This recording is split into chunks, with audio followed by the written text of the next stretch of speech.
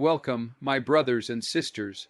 What if I told you that sometimes the most powerful battles are fought not with armies, but with silence, not in the daylight, but deep in the shadows of nations? In a world where truth is buried beneath politics and power, some stories slip through the cracks, mysterious, divine, and deeply spiritual. Today's story is more than a mission gone wrong. It's a reminder that destiny always moves with purpose. Stay with me till the end, because what you're about to hear will challenge your perception of truth, loyalty, and the unseen hand that shapes our world. The reported incident involving 12 Israeli agents being sent to India is shrouded in secrecy, sparking intense curiosity and speculation across global intelligence communities. While no official confirmation has been issued by either country, whispers from unofficial sources suggest this was no ordinary diplomatic visit or training exchange. These weren't diplomats or military advisors. They were reportedly operatives, highly trained, strategically deployed, and deeply mission-focused. Israel's intelligence agency, known for its surgical precision and daring operations worldwide, has rarely been linked to missions within Indian borders. If true, this incident represents a significant escalation, an unprecedented move suggesting something critical was at stake. India, on the other hand, has always maintained a watchful eye over its territory. It is not a playground for foreign agencies. For Israeli agents to be deployed into India, the stakes must have been incredibly high, possibly involving regional security, surveillance of rival interests, or gathering intelligence on activities perceived as threats to Israeli interests. These agents reportedly entered India under extreme cover, using diplomatic channels or covert identities. The specifics of their objectives remain unclear, but the lack of any public record or media presence indicates a tightly controlled and high-stakes operation. Intelligence missions of this magnitude are usually known only to a select few at the top of both governments. The very fact that these reports surfaced suggests something may have gone wrong, either operationally, strategically, or through unexpected interception. Such missions typically involve months of preparation, surveillance, and planning. It is unlikely that this was a spontaneous action. These 12 individuals may have been targeting sensitive locations, tracking geopolitical developments, or attempting to tap into rival networks operating on Indian soil. The true nature of their mission remains buried beneath layers of classified silence. The most astonishing and unsettling aspect of the operation is the reported disappearance of 11 out of the 12 Israeli agents sent into India. In the world of intelligence, disappearance doesn't simply mean missing. It suggests a complete and total erasure. No signals, no distress calls, no satellite pings, no extraction requests. These agents, trained in some of the most advanced counter, surveillance, and survival tactics on Earth, simply ceased to exist in the operational grid. That level of vanishing is not accidental. It's either the result of an extraordinarily successful counter operation or something far more covert and calculated. Israel's Mossad is known for meticulous planning and near-flawless execution. Its agents are among the best in the world, operating under layers of identity, deception, and defensive protocols. For 11 of them to vanish without a trace inside a country like India, whose internal security and intelligence network is vast, locally integrated, and regionally feared, suggests that something incredibly sophisticated was at play. Whether intercepted, neutralized, or absorbed into a deeper silence, the fate of these agents remains unknown. There are also critical questions about how these disappearances occurred. Did they vanish at once or over a period of days? Were they detected and followed? Was their mission compromised before it even began? The eerie silence from both Indian and Israeli authorities points to a joint effort to contain the fallout or possibly protect a broader, ongoing agenda. This kind of vanishing act goes beyond physical disappearance. It's a signal in itself.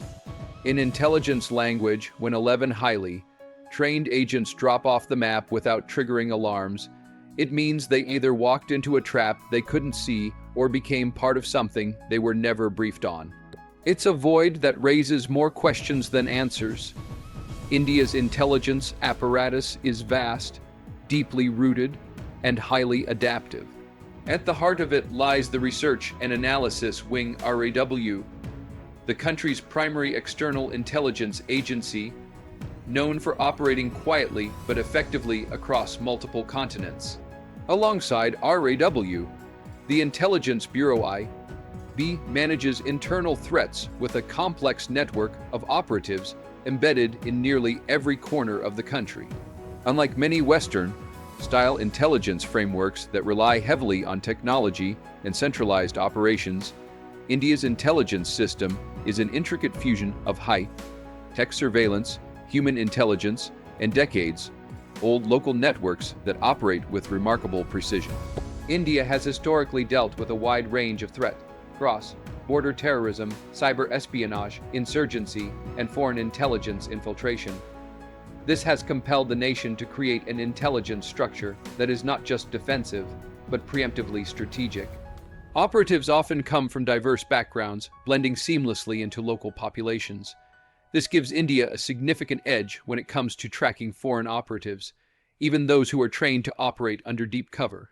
Advanced technologies in signal interception, biometric tracking, and real-time data analysis are also deeply embedded into India's urban surveillance infrastructure. Cities like Delhi, Mumbai, and Hyderabad are monitored with interconnected systems that alert agencies to unusual movement patterns, communication bursts, or forged identities. Foreign agents entering India, even with diplomatic camouflage, are often tracked discreetly from the moment they land. In the context of this reported Israeli operation, India's counterintelligence strength cannot be underestimated. The quiet efficiency with which it operates makes it a formidable opponent for any foreign agency. It doesn't just watch, it adapts, anticipates, and reacts in real time. India's intelligence network is not designed to make headlines. It's designed to protect the homeland by operating in absolute silence, mastering the art of staying one step ahead of its enemy. The secrecy surrounding the Israeli agent's mission in India has led analysts and intelligence watchers to speculate about their potential targets. Two regions consistently emerge in discussions: Pakistan-occupied Kashmir (POK) and activities linked to Iran. Both areas are hotbeds of geopolitical complexity, and both intersect directly with Israel's strategic concerns and India's security interests. POK has long been a focal point of tension between India and Pakistan, with numerous militant groups operating under various banners. Over the years, some of these groups have allegedly received support from Iran-aligned entities, or developed links with broader regional networks hostile to Israel. It is plausible that the agents were attempting to gather intelligence on the growing nexus between these groups and Iranian operatives or proxies operating near Indian borders. Israel has a long-standing history of monitoring Iranian activities abroad, especially through covert missions designed to disrupt or expose networks that may pose a threat. If intelligence suggested that Iran was coordinating operations in or around India, whether through sleeper cells, diplomatic channels, or proxy actors, Mossad would likely act swiftly. India's geographical position, particularly its proximity to Pakistan, Afghanistan, and the Middle East, makes it a strategic location for monitoring regional developments. India, meanwhile, shares sensitive intelligence with both Israel and Iran at different times, depending on its own national interests. That delicate balance makes it even more difficult to determine whether this Israeli operation was sanctioned, semi-authorized, or conducted entirely off the books.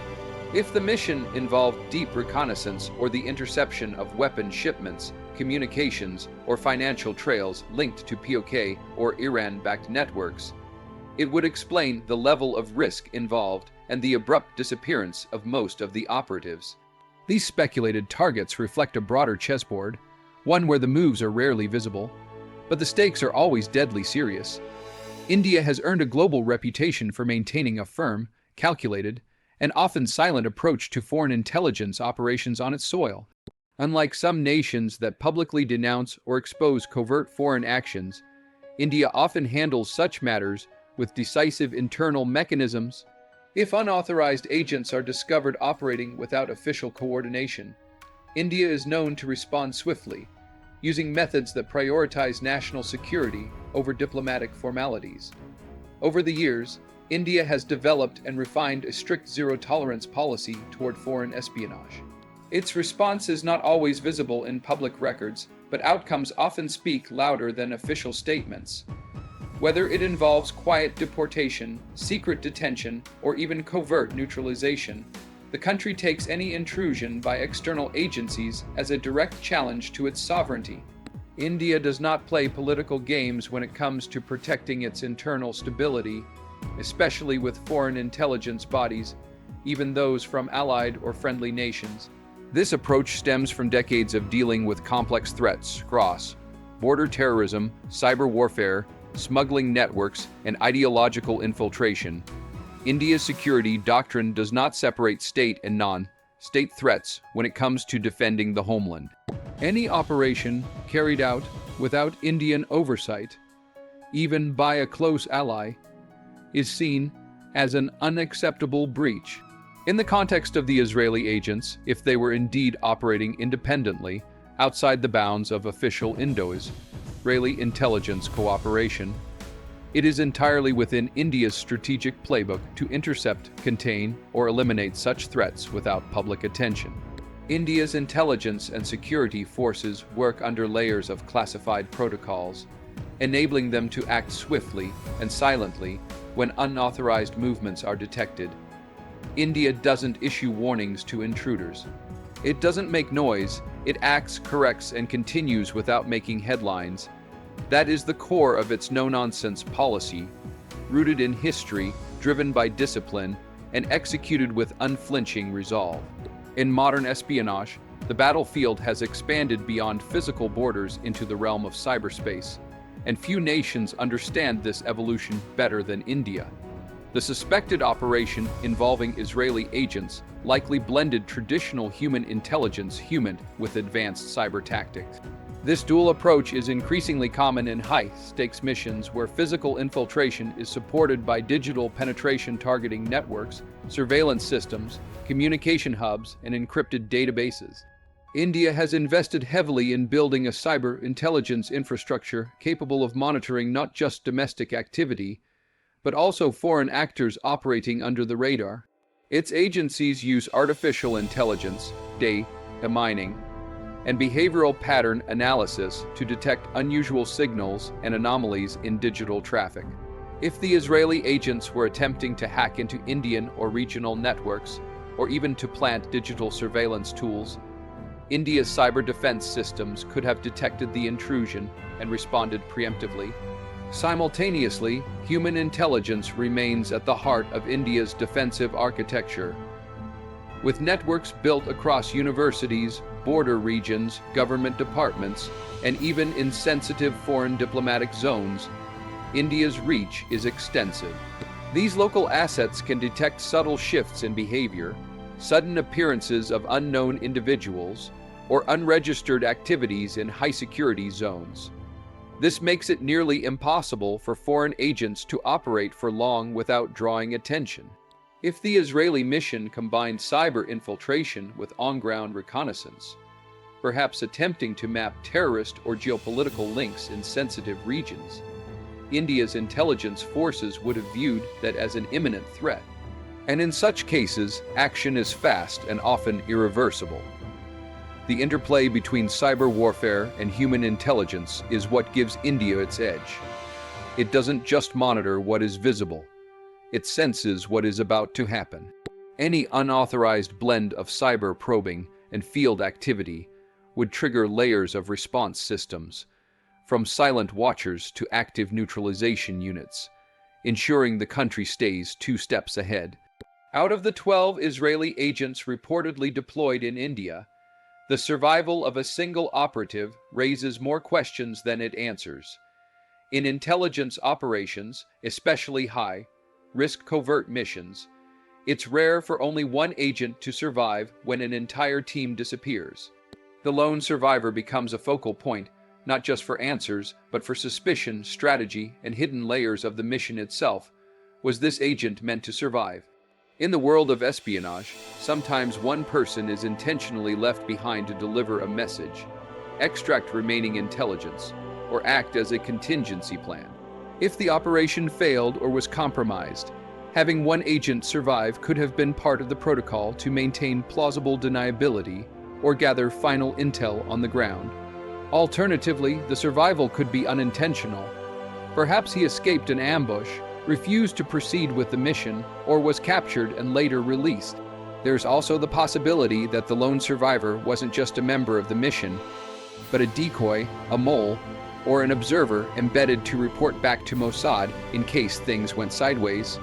Intelligence agencies often embed operatives within their own teams to assess loyalty, monitor field behavior, or ensure containment if the mission gets exposed. This agent's role might have never been to carry out the primary objective, but to act as a safeguard or backup observer. On the other hand, his survival could also indicate betrayal, compromise, or a leak that led to the elimination or disappearance of the rest. Questions about what he knew, what he saw, and how he escaped would be central to both Indian and Israeli internal investigations. In intelligence work, the survivor is never just a witness. He's a living clue, a thread that could unravel everything or sew it all back together in silence.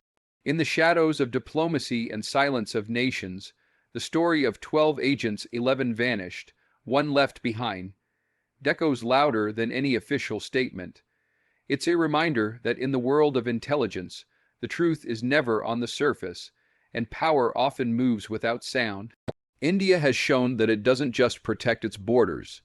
It protects its dignity, its secrets, and its sovereignty with unwavering resolve. Thank you for watching. Stay curious, stay aware, and never stop seeking the truth behind the silence. Until next time, stay safe, stay sharp, and good luck on your journey toward deeper understanding.